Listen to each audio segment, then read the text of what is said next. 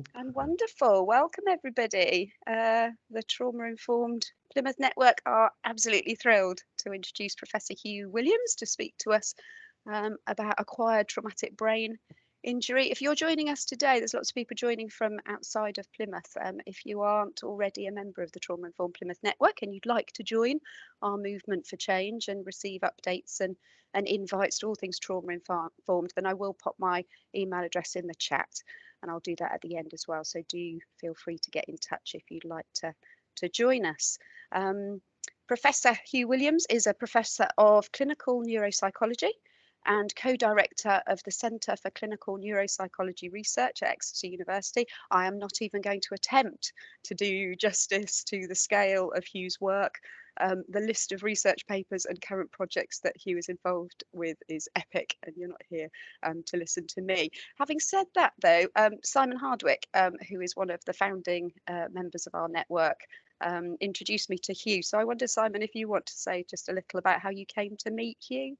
Yeah, of course. So I'm guessing there will be others online today who have come across Hugh before, I'm sure, because Hugh's knowing Hugh, he gets into some very interesting places. So as Vicky said, Professor of Clinical Neuropsychology and co-director of the Centre for Clinical Neuropsychology Research at Exeter. I first came into contact with Hugh, I think it was about 2 or 3 years ago. It's certainly before lockdown, and it was really around the theme of youth justice and young people who enter youth justice, and effectively the prevalence of what we know of the youth justice population is a huge prevalence of adversity in all of its kinds, and kind of traumatic exposures, special educational needs, social, emotional, mental health challenges, and Hugh had obviously in his field had also looked, and been involved in international studies around prevalence of traumatic brain injuries, not just in youth justice populations, but in adult populations generally, and also custodial populations for adults. So Hugh has got a really diverse background. So he's done work and worked with the UN on around some of the issues around the Convention on the Rights of the Child, which is really, really interesting. He's done research projects that include kind of neurotrauma in adolescents and young adults in society and prison populations. He's looked at traumatic brain injuries and neurodisability screening and support in prisons. He's done all sorts of stuff around the processing of emotions after traumatic brain injuries. He's also done some interesting work with violence reduction units, particularly within Thames Valley Police area, who are one of the lead violence reduction units in the UK, and looking at how they can develop responsiveness to traumatic brain injury.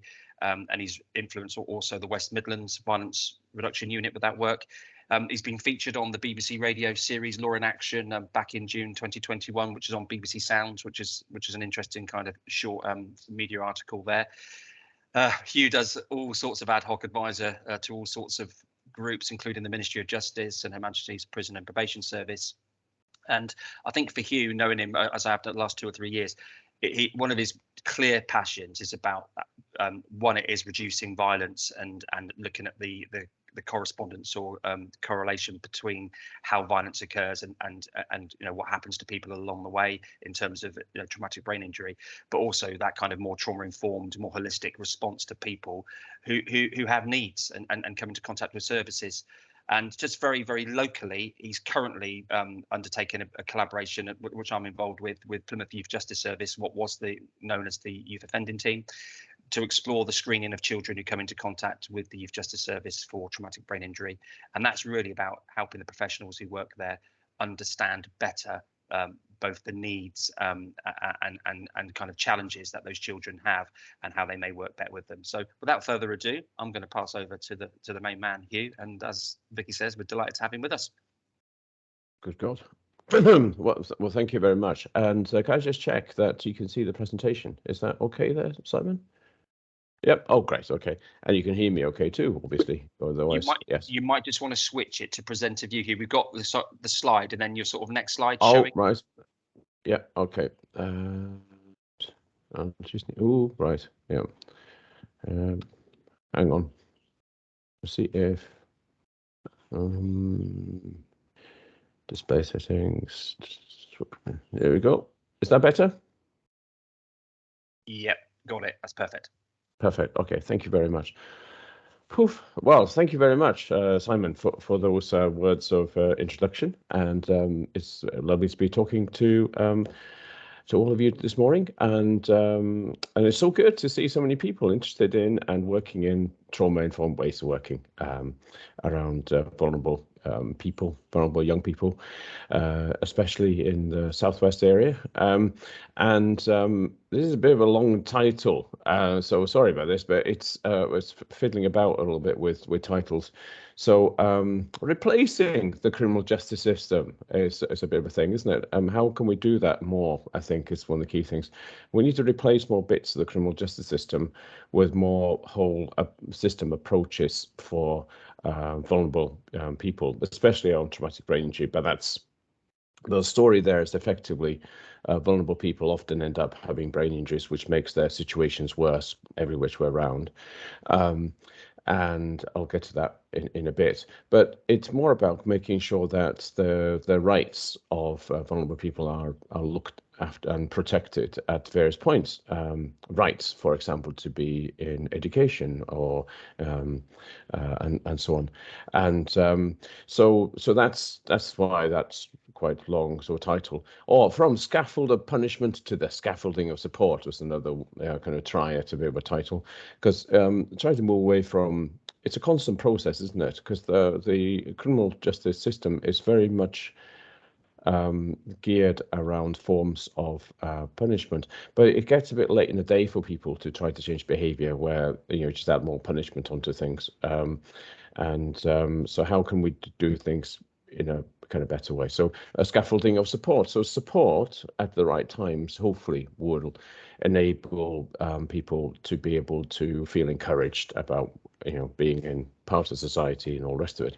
So anyway, as you're hearing there, and I have met a few of you in different ways, different times, and some of you will be very aware of what brain injury is, and some will be very aware of what neurodiversity is, and so on. So I'll try to keep it relatively brief in some parts, but I might go off on tangents. Please put up some questions in the chat if you have any questions, and I really don't mind if there's a theme emerging there. I need to be stopped and asked, what are you talking about? So that's fine as well. And about Exeter University, and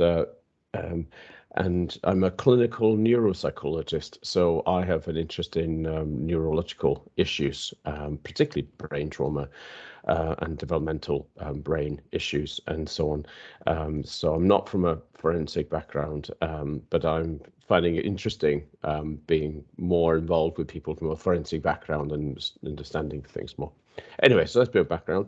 The work that I do is very much in collaboration with these wonderful people. Karen McAuliffe, a great lawyer, and Francis Sheen, the work on the human rights of the children and human rights. And James Tonks is a clinician here in the Southwest up in Cornwall, who's great. I work a lot with, and so on. And along the top there, Lord Rams, both of them has been fantastic as a co-chair of the Criminal Justice and Acquired Brain Injury Group. And on the left, so when you get the PowerPoint presentation, you can click through on some of these reports. So there's quite a few reports created at various points to do with trying to get across things like, what is the issue around brain trauma or neurodisability in criminal justice populations, and what can we do about it, and such like.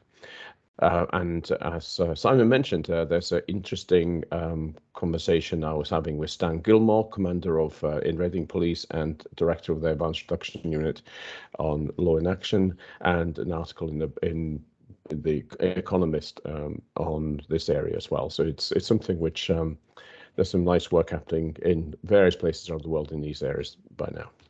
Okay, so let's start in the Enlightenment, shall we? 16th, 17th century. So I was struck by, I don't know why I was looking up this guy called Beccaria. I think it's because I was reading some kind of popular history of Catherine the Great, actually, which comes up later. you'd be wondering why the hell he's talking about this. Well, the point is that Beccaria is known as the founder of socialism. Woohoo! But he's also known for lots of other things, like being behind economic models and all that kind of stuff. But he says something really interesting around the interaction between the criminal law and just societies.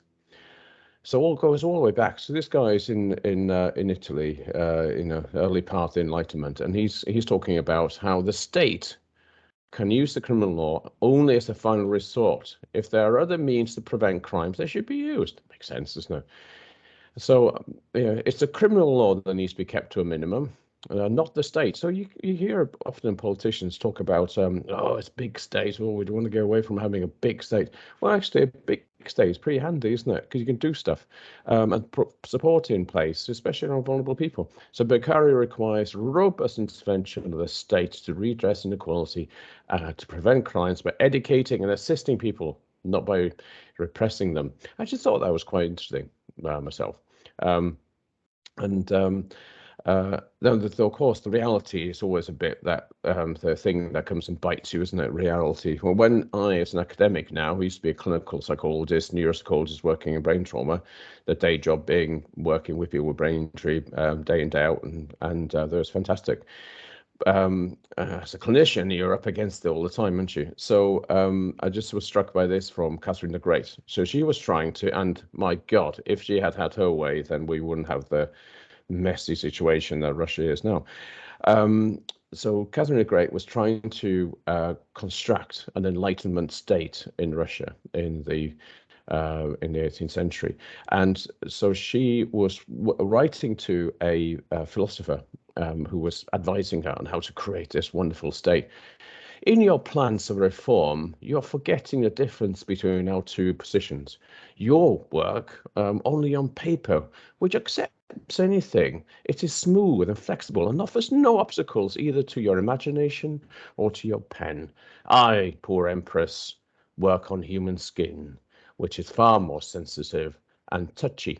In other words, the reality. I mean, I will talk about stuff that you might think, yeah, all right, fair enough, but bloody, well, excuse me, how do I do about my day-to-day life where I'm working in with very complex people and complex system, and oh my God, I mean, everything is just so tricky and difficult getting hold of people. So it's reality here. Anyway, I was struck by that from Catherine the Great. Right, next. Sorry, there we are. So bear with me a little bit, maybe, around, well, there may be some messages in here that are straightforward, and maybe the messages in here that are a bit like, yeah, okay. So people who offend, tricky term, isn't it? So I'm sorry that terms like offender and that sort of thing is peppering this talk, but it's in context of how things hopefully will be changing.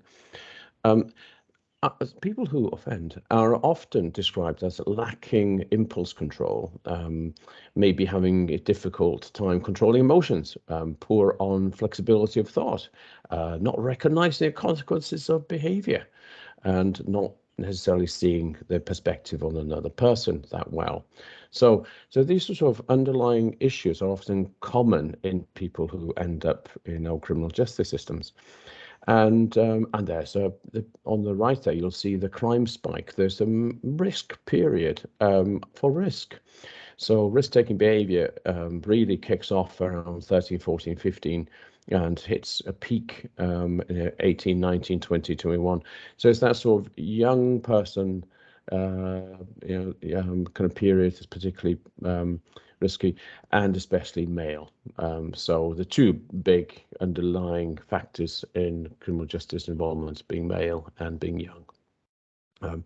And one of the key issues, I guess, is to understand what are the factors that lead to early and persistent involvement in the criminal justice system. So you've got these sort of cognitive areas that people seem to have problems with. They tend to be young, they tend to be male. And once they're in the system, it's very hard for them to come out of the system. So this is just some data on how young people end up in in custody, stroke detention.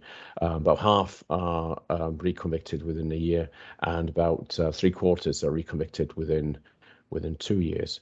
So there's something about the system that doesn't quite, there's a bit of a containing going on and not much in the way of maybe helping to change. Well, that's been the pattern, but things are changing. And I'm always kind of mindful talking to people like yourselves, because you're adding towards the solutions all the time. It's amazing how much fewer young people are ending up in the criminal justice system than used to be. And down from about 2,000 about 10 years ago in young offender units and so on, down to about 500 to 600 now. Having said that, of course, the modelling to do with increasing police numbers by 10,000, the modelling is saying, oh, we need to increase the number of places in prisons for young people, for women, to keep up with the amount of arresting and custody there would be. So that's a bit alarming. One would have hoped that that there will be a big area of awareness emerging around how actually what we need is trauma-informed, sensitive ways of working with vulnerable people, so you reduce the chances that they would go on to amplify the behavior. Anyway, that's something we can maybe discuss. So to the heart of one of the big issues is this maturity issue. So I already mentioned that it's an issue of young minds, young brains end up in getting into trouble, and there's a risk period, and that's anybody who's been a parent of teenagers will know that there's this huge shift in the way in which your wonderful darling daughter or son is when they're about 10 and 11. They're philosopher queens and kings at that point, a bit like Catherine the Great, dispensing wisdom and so on. By the time they're 12, 13, things start to just change for some reason, and the big reason is the hormonal flux, the changes that are happening to do with adolescence. And by the time a young person is 13 and a half, 14 and a half, you've got peak development of the system for feeling rewarded, feeling that your wants need to be satisfied, sort of procreation as recreation, put it that way. So around 14 and a half, your system in your brain for feeling states is now very tweaked for reward. So that's why, of course, if you think back to your own adolescence and you think, oh my God, the choices I made when I was 14, oh my God, how was I doing that? Why did I get so involved with that young man, girl, what have you? And it's the first flush of love and romance and all that kind of stuff. So your brain area to do with reward, the pathway for feeling states, has matured at kind of 14. And so that's driving you towards the rewards that you want. You want, isn't it? The 4 Fs are important here. The 4 Fs: feeling, feeding, and fornicating, etc. So the watershed is 9 o'clock tonight, isn't it? Anyway, so so the feeling states are in around 14, but the systems in charge of these feeling states are not evolved yet. So the image on the left here is a set of images from neuroimaging studies showing how the brain is coming towards adult-like form, and which parts of the brain are becoming adult-like. And the last part of the brain to become adult-like is the area of the brain called the dorsolateral prefrontal cortex.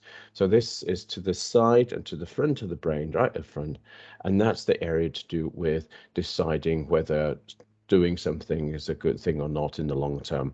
So you might put off doing something or not. And a typical example I use in this context is when my son was 16, and I was in South Africa doing a project in prisons there. He decided to have a house party in my house, and that didn't go down too well with me. But his long-range thinking wasn't, oh, yeah, Dad will be a bit annoyed and he won't be paying for my driving lessons next year or something like that. You know, it's just like consequences of behavior. So that sort of disconnect in the adolescent brain is really important, because you've got a lot of feeling states, I want systems, the mesolimbic system, or the system that's primitive in the brain for our species to be procreating and moving on. All those systems are now kind of live, but the control system for, is this a good idea? Is this a good idea? Should I be doing this? That system isn't up and running yet. So that disconnect is going on in the adolescent brain. And massive changes going on in the social brain circuit of the brain. So I'll come to that as we're going along, but the social brain is fantastically complex, and over time, you know, different parts of that kind of comes online, to be ability to take another person's perspective and so on and so forth. So the brain is therefore a system that evolves into being, and you've got about 100 billion neurons that evolve to connect up with each other over time, and you've got about 30,000 connections per neuron. So it's a massive complex organ, and allows you to do all the stuff that we do. But the brain is, you know, going to be different. Everybody's brain is going to be different, and some brains are going to be a little bit different or a lot different, depending on all kinds of factors, you know, genetics, early exposure to drugs, alcohol, or injury, and so on. So lots of different variations in brain formation and development. So over here, the term neurodiversity refers to a whole heap of different forms of experience that people put the term neurodiverse onto, and some of it is just a little bit of variation away from neurotypical, and sometimes there'll be 2 or 3 things that someone may have. ADHD might come along with having some characteristics of autism spectrum disorder, and so on. So there's often overlaps between different neurodivergent conditions. So into that mix of neurodivergence, and the main theme I'm going to talk about today is traumatic brain injury. But we have to be aware that there's quite a few neurodivergent kind of conditions which lead to people having difficulties settling into society, being able to be in school, being able to follow the rules in the way that seems to be appropriate and all the rest of it, and then getting on with their lives. And I'll come back to some of these different forms of disability as we go along. One of the key issues that we did a study on about 10 years ago, a little bit more, was how prevalent are neurodivergent or neurodisability conditions. When we use the term neurodisability, that's more to do with a clinician diagnosed condition, and neurodivergence might be something that's more self-proclaimed, as it were. So how common are some of these neurodisabilities in young people in custody? And when we did a study on not necessarily meta-analysis, but trying to do an analysis of the rates of neurodisability in kids in custody worldwide, what we found was that if you compared between the number of kids in general society versus the kids in youth offender units in different countries, you find that ADHD might be in about 5% of kids in society, maybe more if you're in America, maybe a bit less in other countries, but it's about 15% of kids in custody with ADHD. If you look at fetal alcohol syndrome, 2 to 5% of kids in general society, 10%, unfortunately, somewhere like South Africa, but in custody, 11 to 20%. And most of those studies would be in Canada and New Zealand and would involve First Nations people and Maori people and so on. So it's interesting. I haven't got on here autism. Autism and spectrum disorder, the rates are much higher in the youth system, criminal justice system, compared to general society. So something like, let's say, 2 to 3% in general society, but up to maybe 10% of kids in custody. But that figure is quite difficult because of various things to do with assessment tools and so on. Brain injury, down at the bottom there, maybe around 15% of kids in general society, and those brain injuries not necessarily always life-changing, actually most of the time not life-changing, but in the kids in custody, 60% plus, with many of those brain injuries being life-changing. Now, I'll come to why that's the case in a bit. It's mostly to do with the severity of the injuries and the frequency of injuries, because the developing brain's more vulnerable, and that might be a question that we can, or something we can discuss. Why is that the case? Now, coming back up this list, what you'll also find that a problem in about 5 to 7% of kids in general society is the problem around language and communication, not really following what's been said, receptive grammar problems, or not being able to articulate effectively, or not being able to have those soft skills of communication, of reading other people's emotions, reading the facial expressions well, responding appropriately to that expression, or reading the tone of voice and so on, and therefore coming across as rather desynchronous in terms of communication, coming across as a bit, uncaring maybe even. But in actual fact, although about 5 to 7% of kids in general have those kind of problems, language communication problems, 60% plus of the young people who end up in a criminal justice system have some kind of communication problem. And that might be because there's an underlying neurodisability, and often there will be some issues around socialization, education, parenting, and so on and so forth. So, because you learn what's going on, how to manage your behavior, how to understand other people from all those interactions early in life, the motherese or that you get and all the rest of it. So it is fascinating. And if I have time, I can tell you more about a study we're nearly finishing in Cape Town that talks to those sort of issues a bit more. So communication issues are massive. And when it comes to criminal justice risk, I think that's a vital area. We need more involvement of speech and language professionals to enable us to better understand how to screen for common language communication issues in the populations, to then be able to bridge those communication gaps. Anyway, so brain trauma is the main thing that I work in, and it's the thing that I will tend to talk about as a key, rather invisible disability, but its visibility comes through its effects. And the effects of a brain injury is the kind of thing that young people often will get criminalized for. It's being disinhibited, doing stuff without thinking.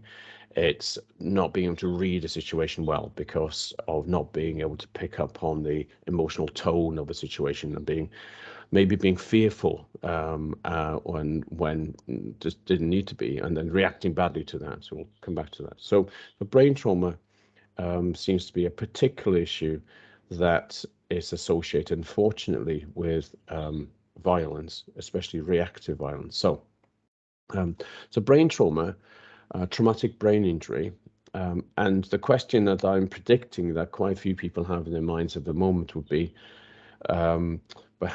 what's brain injury in relation to emotional trauma that may change your brain? And the short answer is it's actually quite different, but both together have a heady sort of effect in one way or another. And I'll come to why and how in a bit, I hope, and help to explain that. But traumatic brain injury is actually very common in people where there's emotional trauma. It's very common. Very common where there's, and you start to then now be thinking about situations that you've come across where there's intimate partner violence, where there's abuse, neglect, and so on. So you'll be thinking, oh gosh, yeah, if there's blows to the head, then there may be transmission of that force to the brain, and therefore it's not just emotional trauma, being around people who are fighting, like parents having having a fight in front of a child. It's the potential effects as well of being hit and that trauma. So traumatic brain injury is often or has been overlooked in context of people where there's the idea that people will have traumatic stress disorder. It's probably going to be a combination of traumatic stress and brain injury. And I suppose I'm giving a bit of introduction now to one key theme in this area, which is that brain trauma doesn't happen in a vacuum. It's often in traumatic condition environments, and you get the effect of these two conditions together, one way or another. Anyway, I digress. So traumatic brain injury. Here we have an image of the brain, of its connections. So you've got these long fasciculi, the connections between parts of the brain. So I mentioned earlier that the brain evolves into being. So it evolves from the back to the front. The frontal lobes are the last to develop, and the connections are built up over time. You then get these nice big bundles connecting up your frontal lobe to your temporal lobe, to your posterior areas over here, the occipital and the system, and the parietal system over here. So you've got these networks kind of building up over time, building and building. And so these pathways, these are the pathways of the brain over here. Another image, this is from diffuse tensor imaging. So this is how we look into the connections in the brain. So this is the connections from the front of the brain to the back of the brain, and so on. So that's one important thing. The brain is a connectome, known as a connectome. So it's a massively connected up system. And the brain sits inside the skull. Here we have the skull, and the brain sits inside the skull, and here's the skull over here.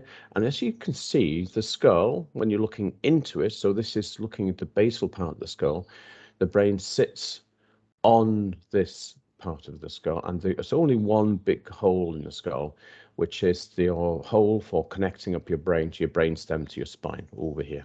So that's the only way in which there's any kind of real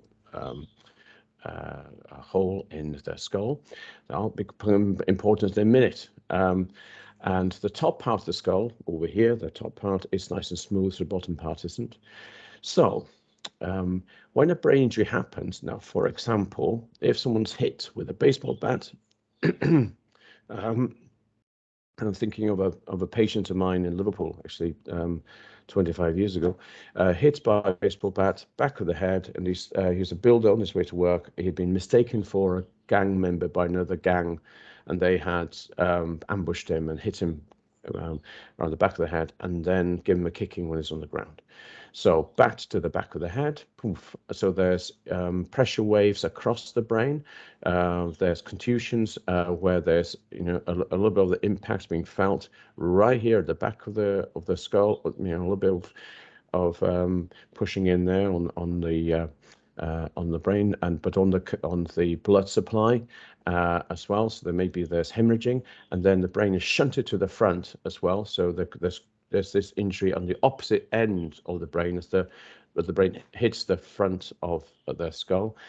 But also, as the person's falling and having some kicks back and forwards, the brain's moving around inside the skull.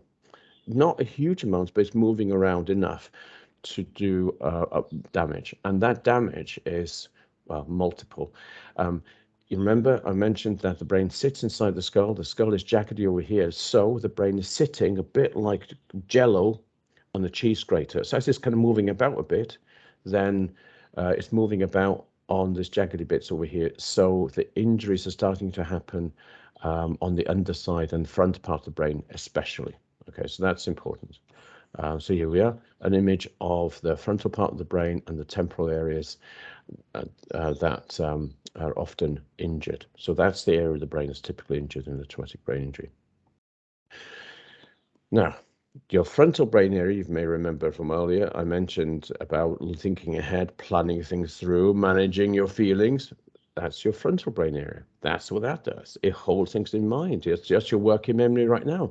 I mentioned the guy in Liverpool being hit by a baseball bat. That's in your working memory. You just pulled it back from your temporal lobe. You went to your temporal lobe for a few seconds, they pulled it back out into your working memory, which is out the front of your brain. Okay, so that's your conscious decision making in your frontal part of your brain there. And you're also paying attention across lots of different modalities. Your left hemisphere is your verbal system. So that's your system for remembering what you've been told. And your right system is your system for seeing things that you've seen. So in my mind's eye right now, I'm actually seeing that patient. I'm looking at the scans with him and explaining to him what happened. Right. So I'm there, in my conscious decision making right now. So the injuries typically, therefore, are frontal, which leads to impulsivity problems, temporal areas, because the left temporal is memory, verbal memory. So things heard, etc. And your right temporal area is things seen. So if you have an injury in these areas, you're not going to remember stuff that well. So that's a key issue. Okay, so planning ahead, impulse control and memory are key issues. Also, language tends to be in your left hemisphere. And that's another issue. So maybe some of the contribution towards the language problems in kids in the criminal justice system is also to do with impact of brain trauma on these developmental issues. Okay, so back to the actual injury. So you get an injury to parts of the brain that are important for certain functions, but the brain is a connectome, so connectivity across the brain. So another problem is, as the brain is shuddering inside the skull, and those long filaments that connect up the brain get pulled. Sometimes they get pulled and stretched, and they come back together again. Thankfully, in a mild, very mild brain injury, the kind you see in a sports concussion, in rugby or in football, mostly the connections may be a bit juddered, but it's back again. It's a bit like you have your cabling at the stretched, and the message along the cabling is not as quick, and then it goes back to the elasticity. It goes back to normal, and it's back to ordinary speed. So you're fine again, right? But in a traumatic brain injury that's more severe, those connections are lost. You just lose them, which leads to problems, because you may lose 5% of your connectivity. You might lose more than that. So you might lose functions in a particular area that's important for memory or planning or have you, but also you might lose connections across from different areas. So it's hard for you to pay attention to one thing and another at the same time, kind of, for example. So, and it's very much a matter of dosage. So how much of a dose of injury you've had that will determine the nature of the consequences of those injuries. So I'm just, if there's any questions at this point, feel free to feed them through. So who gets brain injuries? Now, this is data from our emergency department, and so the biggest causes of death and disability in children and young people worldwide is traumatic brain injury. Biggest cause of death and disability. There's about 40 million traumatic brain injuries worldwide a year, something like that. And that's a massive underestimate, because we know about them in the global north, but we don't know so much about them in the global south. There's just so much more of them. And forms of mechanisms of brain injury is very much to do with road traffic accidents and interpersonal violence, especially in younger people. So you see over here, you've got a spike. This is our data, emergency department for ages up 5 to about 10 to 15 and so on and so forth. And you can see there's a spike in brain trauma between 15, here you go, classic period, risk-taking starts, alcohol in the mix, young men, lots of brain injuries, young urban men, rural men in the southwest, that's there. So a bit of a spike there, and then down it goes in the mid-20s. So this sort of period of risk-taking. So the rates of brain injury there are spiking, but particularly important for you guys is over here. So they might remember these. Oh, have you had a knockout Have you been knocked out any period of time? Oh yeah, there was that fight or there was accident. But that, you know, they might know about those. But over here, you've got the under fives. We did an analysis that showed that the kids from the poorest 5% of our society, when they're under 5 years of age, are 5 times more likely to have a brain injury compared to the other kids. 5, 5, 5. So the poorest 5%, or the most deprived 5% kids, are 5 times more likely to have a brain injury when they're under 5. And you'll notice it's the same for boys and girls. Yeah. It makes you think, doesn't it? So these are the kids who then, by the time they haven't started school yet, and they've had a moderate to severe brain injury, much more likely than in other groups. Now, this is, I mentioned that the incident patterns worldwide are interesting, and you know, we have the data in the global north, as it were, the weird states, the westernized, etc. So we have the data on mild and moderate brain injuries and all the rest of it, but in the global south, there isn't much data on these issues. In South Africa, for example, we think the rate is 3, 4, 5 times as high as there would be in Europe for brain trauma.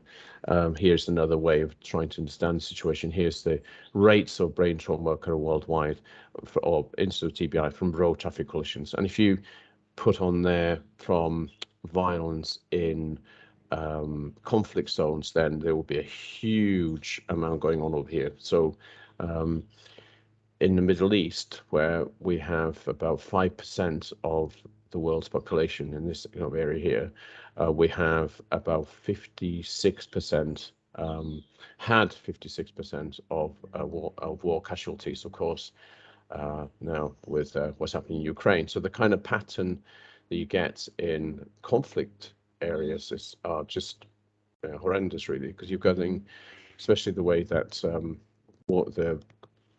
the wars are fought, and barrel bombs and so on. So there's a lot of injuries happening and would be present in refugee populations who would be trying to flee from such areas. Can talk about more about that if you like, as well.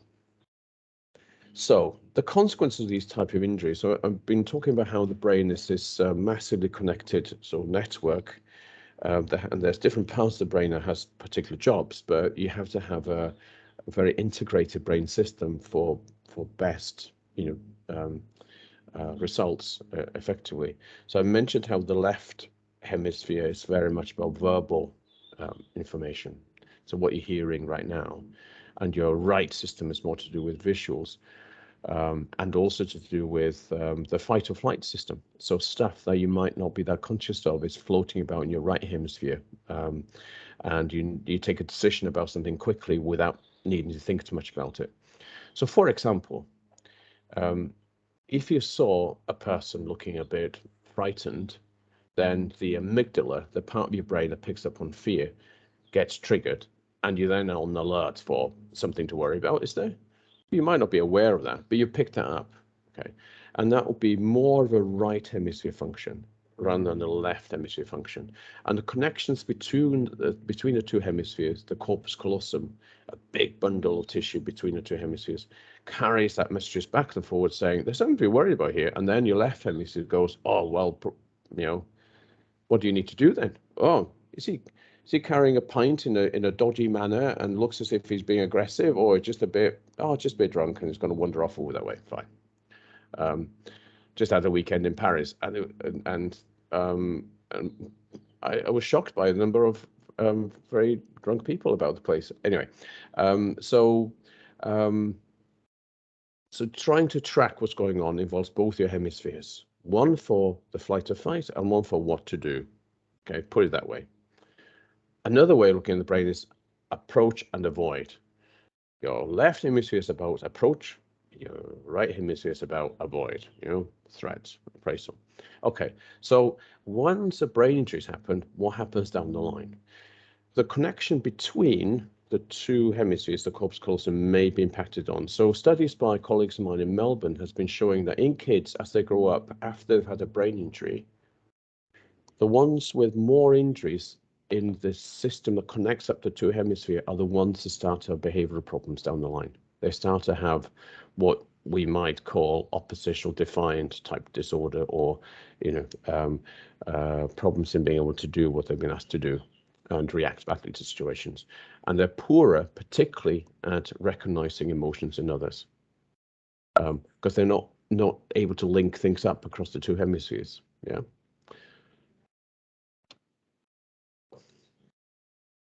The patterns then that we find after brain trauma is that there are these personality changes in kids, young people, and adults after a brain injury. In moderate to severe brain injury, well, this is where, just go back up, hang on, over here. If you've been knocked out for up to 5 or 10 minutes, then that's a relatively mild injury. More than 10 minutes, we start to think complicated mild brain injury towards moderate brain injury, and more than 30 minutes knockout is more of a moderate severe brain injury. So to bear in mind, the length of time of loss of consciousness is particularly important as an indicator. So length of loss of consciousness. So if kids have been knocked out for 20 minutes or more, 30 minutes plus, then 6 times out of 10, 60% of the time, they will have what's kind of known as organic personality change. So they will be more likely to read situations badly, be more aggressive in situations they don't need to be. Labile and aggressive is a term there. And they will have problems with planning, organizing. So we'll say things without thinking about what's that the right thing to say. And they'll be in a mix with problems in cognition, so memory, not being able to remember things as well, and paying attention to 2 or 3 things at the same time.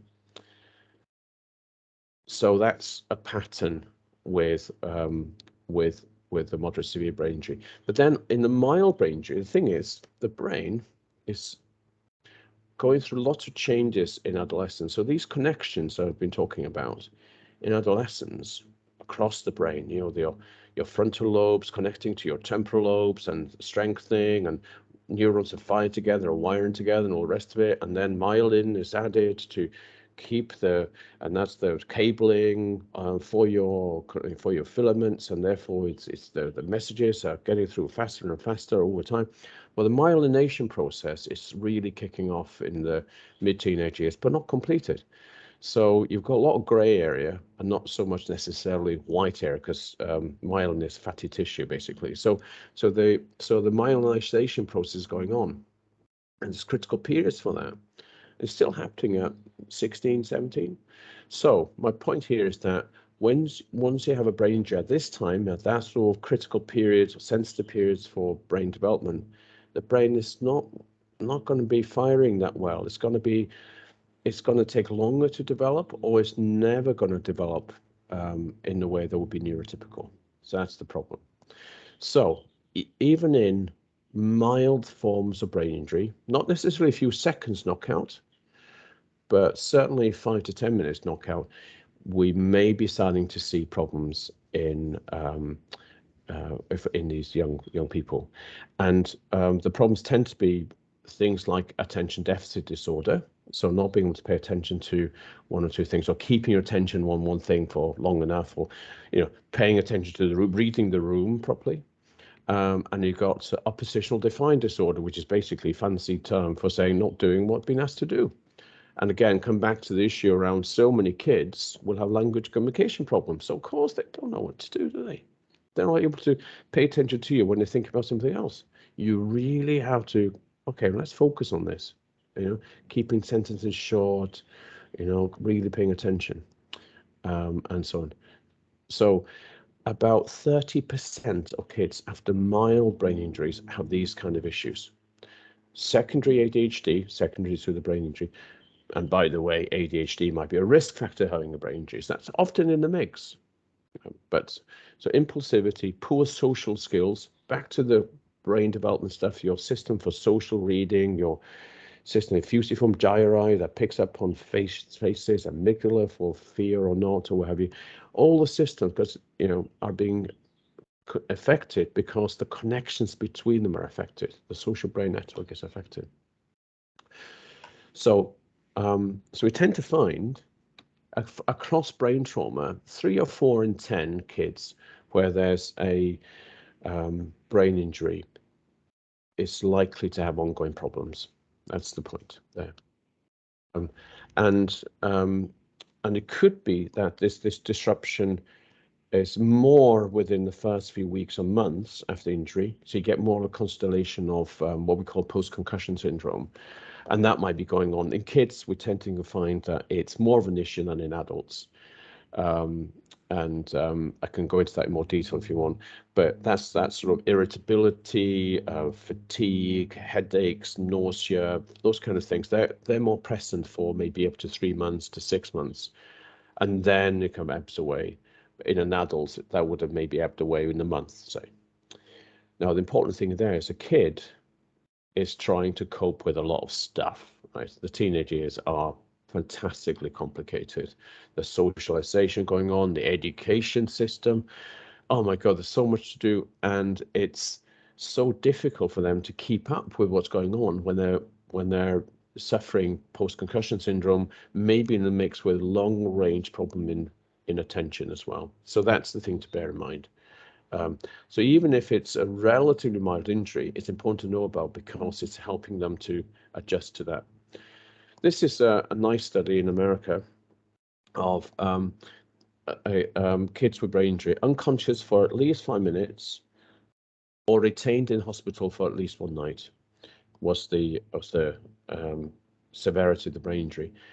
And the ones when they were looked at a few months and later, when they're back in school and or not, the ones with brain injury, and there were 20% of these kids that had a brain injury in nearly 5,000 kids. They had higher levels of psychological distress. But look at the odds ratio here: attempting suicides, 3.39. So an odds ratio is how much more likely are you compared to other people without that condition to have this issue, being suicidal. So for every one person who would be, neurotypical, who might be feeling or try to kill himself, 3 of the ones with brain injuries would be trying to kill themselves. So 3 to 1 rate, as it were. And so it's a massive increased risk. Over here, prescribed medication, 2.4. Being victimized through bullying at school, 1.7, so nearly twice as likely. Being threatened with a weapon at school, 2.9. And then much higher odds of picking up a weapon for defensive purposes. You can see the pattern. The social communication isn't great. There's problems in terms of not being able to handle oneself in classroom and so on, and being picked upon and all the rest of it. And kids can sometimes be pretty vile to each other. So that is then becoming, a problematic set of issues. Okay. So I'm aware that you probably will need a few minutes break now, because what I'm going to do now is going to switch to talking about the criminal justice system and why brain injury leads to increased chances of involvement in the criminal justice system. So would you guys like to have a 5-minute break now, or shall I just continue? 5-minute break would be good. Great. Thank you very much. Thank Okay. you. We'll give ourselves 10 minutes, shall we? 10 minutes to go and fluff yourself up or whatever you want to do.